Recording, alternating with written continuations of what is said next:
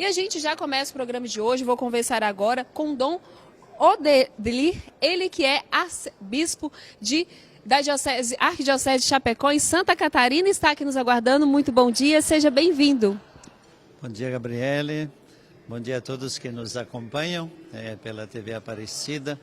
Esse momento é especial, entramos na segunda semana da Assembleia e justamente nesta manhã já temos trabalhado e já nos foram apresentadas as diversas mensagens ao Santo Padre, ao povo brasileiro, assim por diante, que é um sinal bonito da nossa comunhão, né, com a Igreja Universal, com o Santo Padre, mas também nesse momento particular uma mensagem sempre dos bispos às comunidades cristãs e às comunidades católicas de todo o Brasil. E, Dom Odelir, como é para o senhor estar participando aqui dessa Assembleia? A gente sabe, né, que é a Diocese de Chapecó, então agora foi elevada à Arquidiocese. Fala para a gente um pouco sobre essa mudança, o que muda no trabalho do senhor também. Olha, o trabalho a nível da arquidiocese local, dizemos, não muda porque é a mesma dinâmica de acompanhamento, de planos de missão e assim por diante. O que muda é que com o nascimento da arquidiocese, a elevação à arquidiocese, nasceu a província episcopal, né? A província que compreende as dioceses de Caçador, Joaçaba e Lages, província eclesial.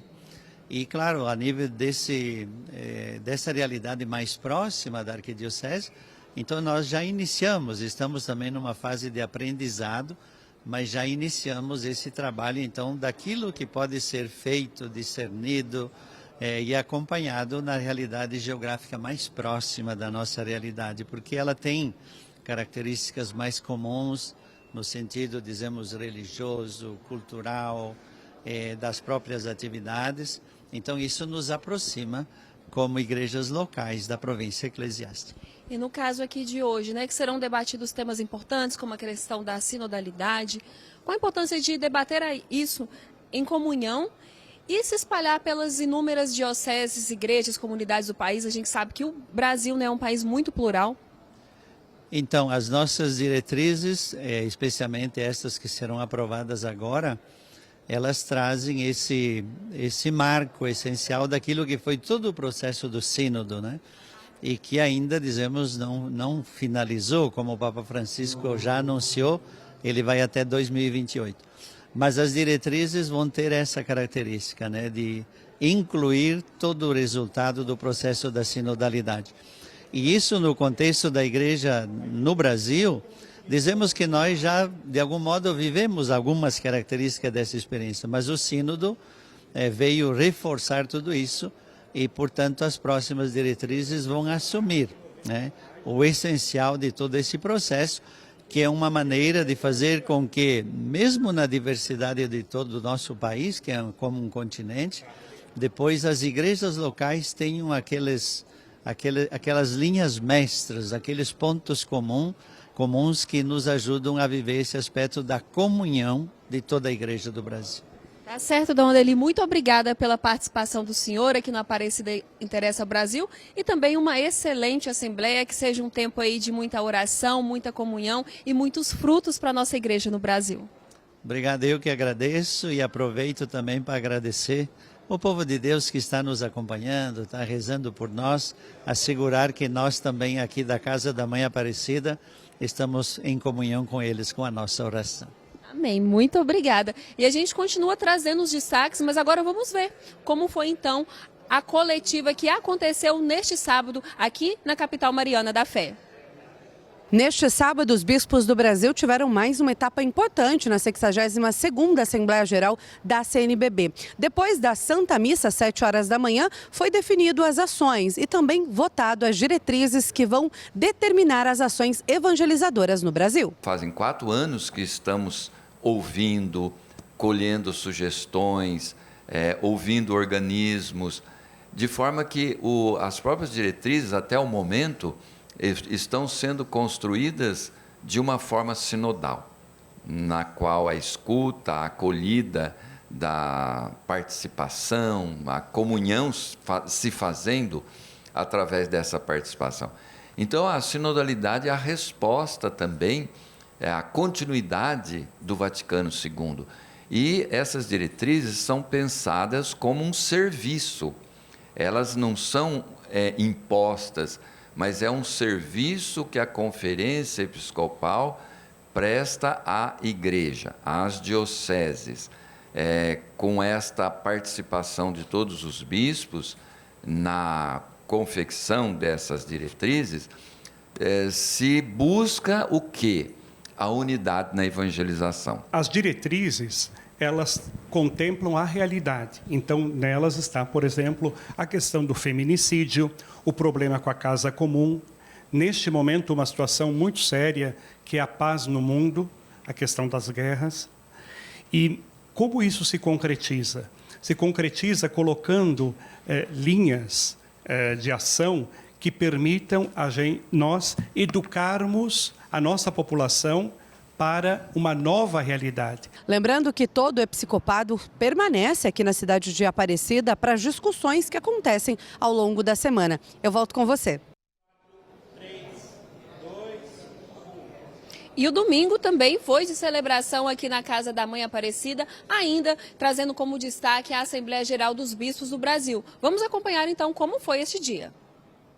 Neste terceiro domingo de Páscoa, a missa das 8 da manhã, no Santuário Nacional de Aparecida, contou com a presença dos bispos que participam da 62ª Assembleia Geral da CNBB e de organismos ligados à conferência. Durante a celebração, foi feita uma homenagem a Dom Orlando Brandes, que está se despedindo da arquidiocese após 9 anos como bispo titular. O presidente da CNBB, Cardeal Jaime Spengler, expressou ao religioso agradecimentos e o desejo de saúde e paz nessa nova etapa. Todo o povo de Deus também rezou em ação de graças pela preparação para o Congresso Americano Missionário, que reunirá em novembro de 2029 em Curitiba representantes de 22 países. Além disso, também foi rezado em intenção aos novos bispos que participam pela primeira vez da Assembleia Geral da CNBB. E na manhã dessa segunda-feira também começou mais uma coletiva a partir das 10h30 da manhã. E quem está lá acompanhando todos os destaques e traz para a gente as informações do que foi discutido nesta segunda-feira é a repórter Rafaela Lourenço, que já está nos aguardando. Não é isso, Rafaela? Bom dia, seja bem-vinda. Isso mesmo, Gabriele. Muito obrigada. Bom dia para você e a todos que nos acompanham aqui na Aparecida Interessa ao Brasil. Com relação às atividades, agora no período da manhã, os senhores bispos seguem, então, no plenário, aqui na arena do Centro de Eventos, apreciando as mensagens ao Santo Padre, ao prefeito do dicastério e também ao povo brasileiro, além da implementação do sínodo, da sinodalidade no país. Como à tarde, parte do foco é com relação aos textos litúrgicos, a coletiva foi justamente sobre os trabalhos da CETEL, que é a Comissão do Episcopal para os Textos Litúrgicos, com a participação do Dom Hernaldo Farias, que é presidente da Comissão para a Liturgia e da CETEL, e também de Dom José Belisário, que é arcebispo emérito de São Luís do Maranhão e membro da CETEL também. Eles abordaram, então, um pouco do que vai ser apresentado com relação aos documentos para o episcopado brasileiro e também de que todo esse processo de atualização dos textos, desde a vinda do dicastério, a passagem também por especialistas para tradução e revisão da comissão quanto a esses textos, e aí sim até a chegada à Assembleia para ter a apreciação e a votação de todos os bispos. Com relação a essas atualizações, teremos também, por exemplo, a inclusão de Santa Teresa de Calcutá nos textos litúrgicos como memória dos santos. E com relação a São Carlo Acutis, tem uma questão também. A data facultativa seria 12 de outubro. Segundo Dom Hernaldo, essa data, coincidiria, então, com a rainha e padroeira do Brasil, Nossa Senhora Aparecida. Então, para apreciação dos bispos, 2 outras datas serão apresentadas e votadas também agora no período da tarde. E com relação ainda aos trabalhos da tarde desta segunda-feira, serão, então, apresentados o resultado das emendas com relação às diretrizes. Gabriele, Eu volto com você. Tá certo, Rafaela, muito obrigada pelas informações e ao longo da semana a Rafaela traz aqui pra gente os destaques da coletiva. E bom, agora a gente muda de assunto porque o fim de semana também foi de celebração na congregação do Santíssimo Redentor com a profissão perpétua do irmão Taylor. A gente acompanhou esse momento e você confere agora. A celebração foi na paróquia São José, no bairro Barcelona, em Varginha, onde o irmão Taylor cresceu na fé. Os missionários redentoristas, familiares do irmão, amigos e a comunidade participaram desse momento marcante. Eu estou extremamente feliz de fazer parte desse momento tão especial na vida do meu irmão, porque ele, desde criança, a gente da nossa família já via que ele tinha a vocação para ser religioso. É um momento emocionante. É um momento muito especial, porque eu acompanho o Taylor desde pequenininho. Foi criado na minha casa e a gente sempre levou para a igreja. Então a gente fica muito feliz. O superior provincial da província Nossa Senhora Aparecida, Padre Marlos Aurélio, presidiu a celebração e destacou o papel da vida religiosa. A profissão perpétua acaba sendo uma confirmação. E para o irmão, o religioso, consagrado, redentorista, significa aí um ato definitivo, coroamento de toda uma vida que pôde experimentar ao longo aí da sua profissão temporária, né, como redentorista consagrado, e que agora, então, de modo definitivo, de modo perpétuo, ele dá aí o seu sim a Deus através da congregação redentorista. Então significa uma adesão de alguém muito consciente que pôde experimentar a vida redentorista e que agora dá de modo, então, constante e definitivo aí o seu sim. Para expressar sua caminhada vocacional, o irmão Taylor escolheu um versículo do Evangelho de Mateus como lema: Mestre, seguir-te-ei por onde quer que fores. Pensei também nessa questão deste lema, né? Já nesse sentido, né? De estar disponível para todas as coisas, principalmente para as missões mais difíceis. É isso que enche o meu coração de alegria, porque o irmão, realmente, ele é do povo. A profissão perpétua é mais um momento importante na vida religiosa, é quando o missionário assume o compromisso de viver uma vida dedicada à igreja. A Eliane e o marido foram grandes incentivadores da caminhada religiosa do irmão Taylor. Tanto que ela foi escolhida para ser a madrinha e testemunha do missionário redentorista nesse importante passo vocacional. Isso é uma bênção ver ele onde está, esse acontecimento maravilhoso.